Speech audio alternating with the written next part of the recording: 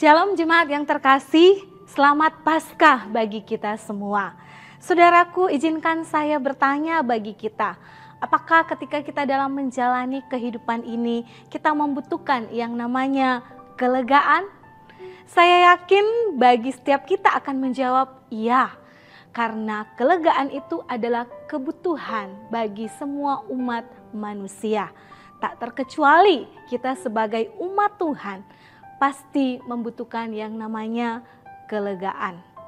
Di dalam dunia ini, maka perspektif dunia mengajarkan, marilah mencari kelegaan itu pada hal-hal yang bersifat kelihatan. Dunia mengajarkan hari ini untuk orang sibuk mengejar kelegaan lewat hal-hal yang bersifat materi, hal-hal yang bisa dilihat, hal-hal yang bisa memuaskan dagingnya. Untuk itu tak banyak, bahkan mungkin ditemukan orang-orang yang penuh dengan hasrat mencari sesuatu. Di dalam pencariannya dia sibuk untuk mengejar sesuatu, entahkah itu uang, entahkah itu kesuksesan, entahkah itu kebahagiaan yang semu, hanya untuk melengkapi yang namanya kelegaan. Tetapi berbeda dengan firman Tuhan. Firman Tuhan mengarahkan bagi kita bahwa ternyata untuk mendapatkan kelegaan itu hanya bisa didapatkan di dalam Kristus Yesus. Di dalam firman Tuhan sangat spesifik menjelaskan bahwa Matius 11:28 berkata, "Marilah kepadaku semua yang letih lesu dan berbeban berat, aku akan memberikan kelegaan kepadamu." Kata kelegaan atau perhentian dan di dalam bahasa Yunani anapauso. Di sini menjelaskan bahwa seseorang perlu berhenti sejenak dalam hidupnya. Terutama ketika dia perlu berhenti untuk memikirkan kesenangan dan keinginan dunia ini.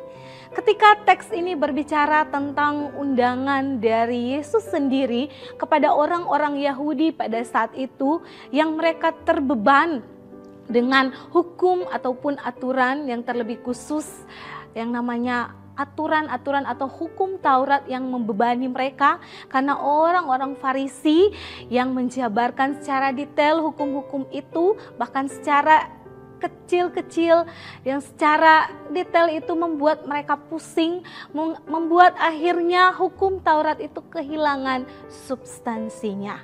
Nah, inilah yang membebani orang-orang Yahudi pada saat itu, sehingga Tuhan Yesus melihat pergumulan dan beban mereka dan Dia memberikan seruan itu kepada mereka untuk memberikan kelegaan.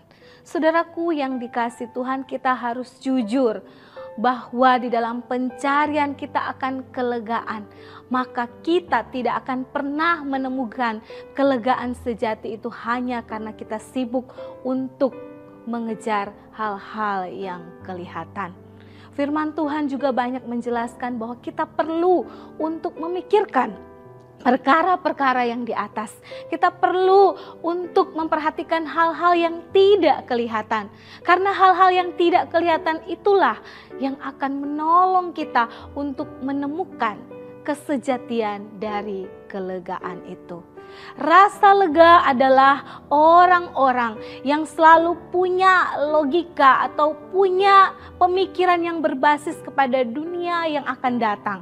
Orang-orang yang hidup ataupun berbasis pada kekudusan hidup, sehingga dia akan sibuk untuk memupuk bagaimana kehidupan batinnya di hadapan Tuhan.